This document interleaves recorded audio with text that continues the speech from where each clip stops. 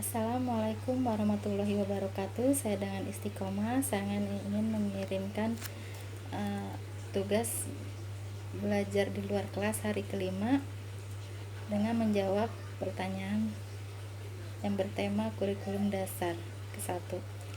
Yang pertama, bagian A, jawablah pertanyaan mengenai fun learning berikut ini. 1. Apa pengertian fun learning?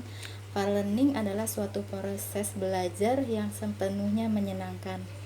Mengapa proses belajar harus fun learning? Karena jika tidak fun learning, maka minat belajar anak itu tidak akan tumbuh. Terus apa tujuan fun learning? Tujuan fun learning adalah untuk menumbuhkan minat belajar anak secara intrinsik. Apa hukum fun learning di Bimba? Nomor 4. Hukum fun learning di Bimba adalah wajib hukumnya. Karena jika anak-anak sudah menyenangkan, maka itulah fun learning dan anak-anak pun akan tumbuh minat belajarnya. Kelima, siapa yang harus merasakan fun learning dan sebutkan alasannya. Yang harus merasakan fun learning itu anak-anak, karena jika anak-anak sudah merasakan bahwa proses belajar itu menyenangkan, maka anak-anak itu akan merasa senang akan proses belajar itu, dan minat belajarnya pun akan tumbuh secara intrinsik, sehingga anak-anak tuh akan menjadi seorang pembelajar mandiri sepanjang hayat. Siapa yang harus menciptakan fun learning dan sebutkan alasannya. Yang harus menciptakan fun learning itu adalah motivator atau setiap orang dewasa, karena itu adalah kewajiban dari orang dewasa untuk selalu belajar. Dan hak anak itu adalah mendapatkan pembelajaran dan kebahagiaan, sehingga anak-anak harus merasa bahagia setiap saat, setiap waktu, sampai kapanpun. Yang ke-7, bagaimana cara menciptakan fun learning? Cara untuk menciptakan fun learning itu harus dengan menggunakan small step system dan individual system, karena kedua hal tersebut adalah syarat mutlak untuk melaksanakan pendidikan yang menyenangkan. Karena dengan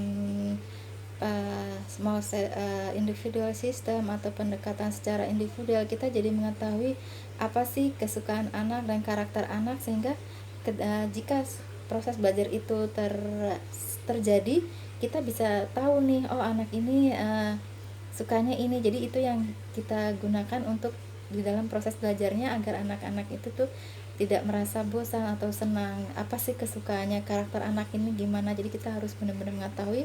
Jika dengan individual system itu sudah, maka baru kita ke proses belajar secara bertahap atau small step system. Jika dua hal ini sudah tercapai, maka fun learning pun akan tercapai, karena dengan pendekatan secara individu, dengan secara proses pendidikan secara bertahap, maka suasana proses belajar yang akan terjadi itu pastinya akan selalu menyenangkan, karena sesuai dengan kemauan dan kemampuan anak. Jadi kita tidak memaksakan anak bagaimana sih harus belajar, dan tanpa harus mereka merasa terbebani. 8. Bagaimana cara mengevaluasi anak apakah fun learning atau tidak? Apakah fun learning atau tidak? Kalau anak itu fun learning, maka dia tuh akan merasa semakin penasaran akan apa sih itu proses belajar. Mereka ingin selalu ingin selalu mengulang-ulang pelajaran yang sudah kita berikan, sehingga setiap mereka akan mengulang itu, mereka akan semakin terampil, akan semakin paham dengan pembelajaran yang kita berikan. Sehingga ketika mereka sudah paham akan pembelajaran itu, maka mereka akan menjadi seorang pembelajar yang mandiri, seorang pembelajar yang tidak harus dipaksa untuk belajar. Mereka akan belajar dengan sendirinya, seperti itu. Dan kalau kalau pembelajaran sudah fun learning. Kalau tidak fun learning, maka akan terlihat ketika anak-anak merasa ketika belajar tuh cepat bosan, terus mereka nangis ketika dalam proses belajar, terus mereka tidak merasa tidak nyaman dan ingin selalu pulang atau merasa takut untuk belajar. Apa dampak yang terjadi bila proses belajar menyenangkan? Ketika proses belajar itu menyenangkan, maka anak-anak akan menyukai proses belajar. Mereka akan merasa terpacu untuk terus belajar. Mereka akan tumbuh minat belajarnya secara menggelora, dan mereka akan akan menjadi seorang pembelajar mandiri sepanjang hayat, dan mereka akan selalu merasa bahagia karena dengan belajar itu dan salah satu kunci dari kebahagiaan. Apa dampak yang terjadi bila proses belajar tidak menyenangkan? Ketika proses belajar itu tidak menyenangkan, maka anak-anak tuh akan merasa terbebani dengan proses belajar itu, sehingga mereka akan mengacuhkan pembelajaran yang kita kasih dan mereka akan fokus terhadap mainan saja, atau yang anak-anak sekarang lagi gandrung itu dengan game online. Jadinya mereka tidak ingin belajar, mereka merasa bahwa belajar itu beban bagi mereka akan membenci belajar itu jika kita tidak melakukan proses belajar secara fun learning. Yang kedua, yang poin B,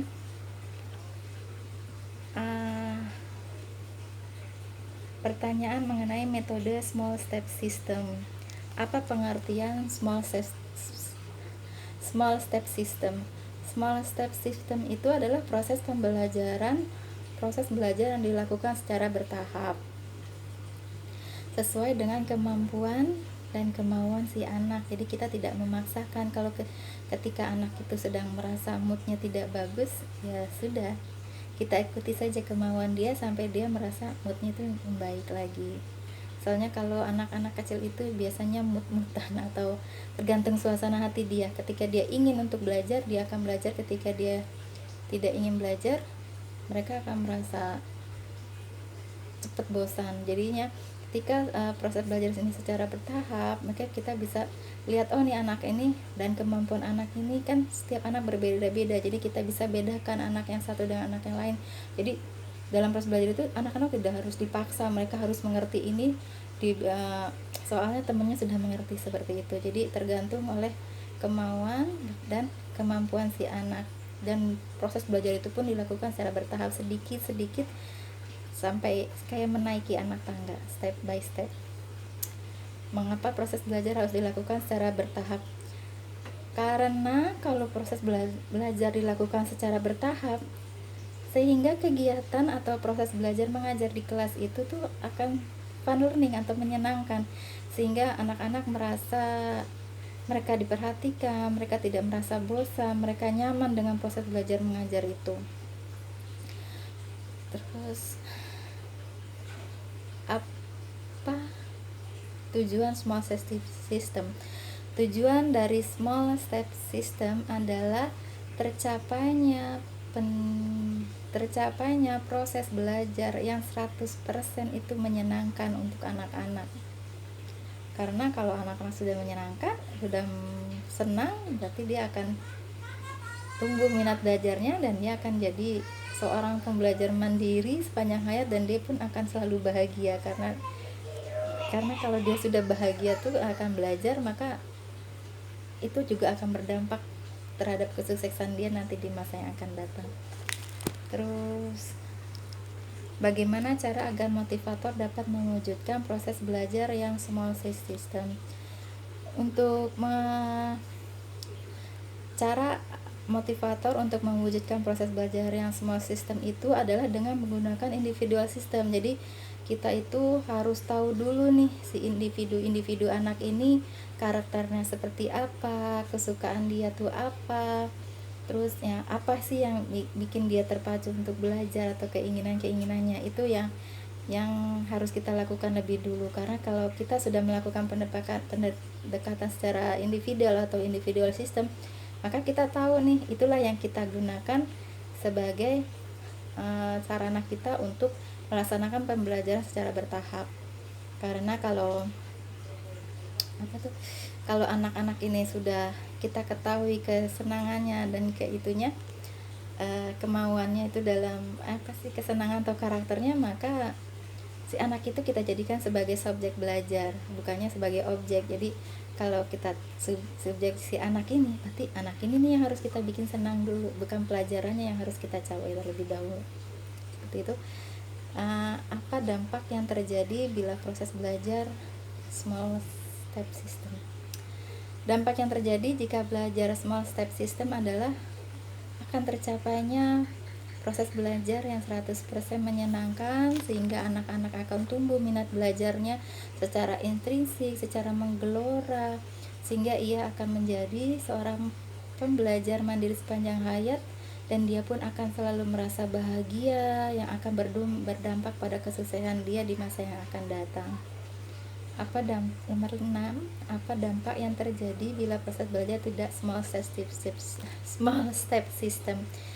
Jika proses belajar itu tidak small step system atau secara bertahap, maka proses belajar itu tidak akan menyenangkan, karena kita akan memaksakan si anak untuk mengerti apa yang kita ajarkan. Kita akan memaksa anak untuk bahwa mereka harus bisa, mereka harus mengerti, mereka harus bisa, dan mereka harus selalu selalu merasa bahwa belajar itu memang harus, itu memang kewajiban mereka. Dan itulah, jadi mereka tuh nanti akan tumbuh rasa membenci belajar, akan tumbuh rasa bahwa belajar itu adalah beban, dan mereka akan menjadi seorang yang tidak bahagia, karena dengan mereka tidak belajar itu, maka akan ada sesuatu hal yang kurang dari dalam diri mereka. Mungkin itu jawaban-jawaban saya dari pertanyaan yang ada. Saya mohon maaf jika masih ada kekurangan atau kesalahan dalam mengucapkan kata. Wabillahi taufiq wal hidayah. Wassalamualaikum warahmatullahi wabarakatuh.